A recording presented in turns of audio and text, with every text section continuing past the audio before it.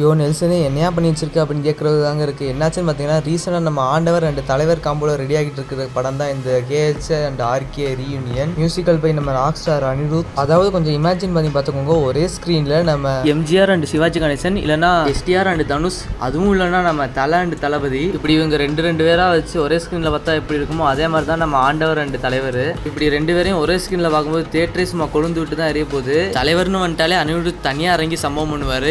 இதில் ஆண்டவர் வேற கூட ஆடா இருக்காரு.